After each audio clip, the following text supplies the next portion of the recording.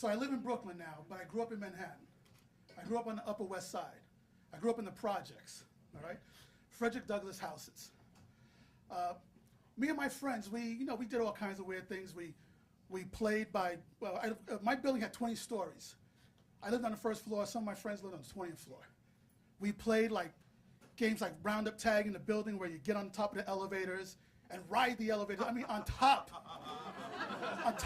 inside the tunnel or whatever, shaft, and jump from elevator to elevator, shit like that, It was the Upper West Side, was Manhattan, what can I say?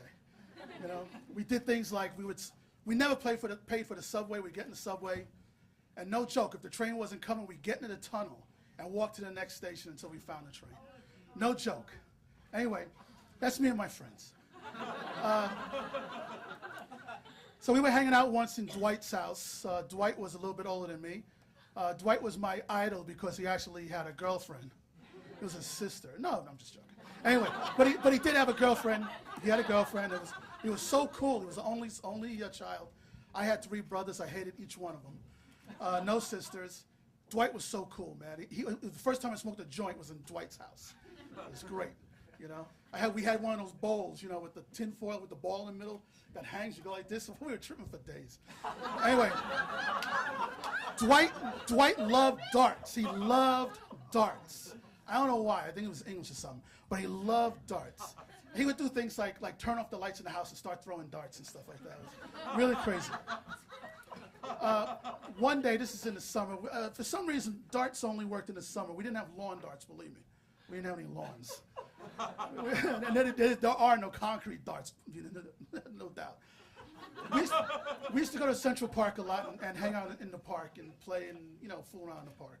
And we used to bring the darts with us. We used to play this game where a bunch of us would be on one side of those horse streets. I don't know what the hell they're called.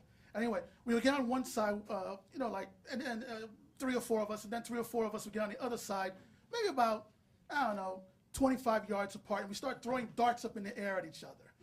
And we would lob them into the air, and they would come down, and you would go, weave, like that. And the darts would come in, weave, like that. And the thing was, you would go, like, weave, like that, weave. It was crazy.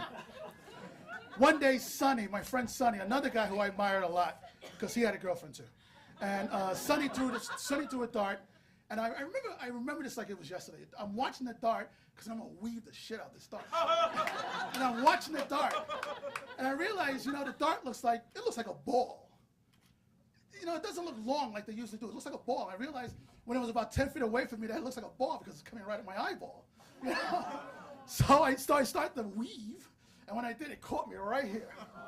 It caught me on the side, on a glancing side. Anyway, I didn't know it caught me. I thought it bounced off of me. So I'm like, weave! Like that, like weave, yeah, And everybody started yelling, holy shit, holy shit, holy shit. And they all run up to me, you okay, okay? And I'm like, wait, what's up? And Sonny says, the dart. And I'm like, I touch my head, and holy shit, I got a dart. It's in my eyebrow, but it's sideways. It's sideways, right? No joke. I'm not joking. I still have the scar. Anybody who wants to see $5, you can touch it. Anyway, so I feel this dart, and I pull it out. And if anybody's ever got a cut on their forehead or anything like that, anything, the most superficial cut bleeds like mad. It's like a waterfall. It's Niagara up there. And so when I pulled out this dart, blood came with it, and it starts coming down my face. I feel it, and I start yelling at Sonny, I'm gonna tell my mother. So I start running. It's about 103rd Street, Columbus, 103rd Street in the park. I lived at 103rd Street, Columbus Avenue, about 2, 3 blocks away. So I start running, and we're all now running. There's a whole crowd of us running and shit.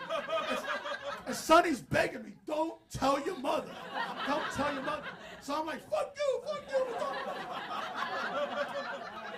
My mother wasn't around, but my father worked nights. And he was home during the day. He's sleeping during the day. And we don't fuck with my father during the day. He's sleeping, because he works nights in the post office. They're crazy. Anyway. So I run into the house, live in the first floor, no elevator, run right in. All my boys are right behind me, right? I run down the hallway to my father's bedroom. I say, Daddy, look! Daddy, look! My father gets up and shit. First he says, what the hell are you waking me up? And then he sees blood in my face. He says, what happened? And I said, Sonny threw a dart at me. And when I said that, I could hear, I didn't see them. They were all down the hallway. I heard everybody rushing around the house. It was like a whole crowd of people knocking down shit and whatnot. You know, stuff was broken. Anyway, my father jumps up. He drags me over to the, because now he's got to bring me to the hospital. Oh my God. I gotta bring you to the hospital. I'm not bringing you to the hospital. So he drags me to the bathroom. He wipes my face, right? And you know, when he wipes my face, by the time I got to the house, it was like drying. It was kind of slowing up. You know, he washes my face, and it was all clean and whatnot. He looks at it. He presses it like mad. He was in the army. He's pressing it like mad. You know, for a while, and she says, "Stand still, stand still." Okay, and I'm crying. So then he puts a Band-Aid on it. And he tells me, okay, now go out of here. Leave me alone. I'm sleeping. That's it.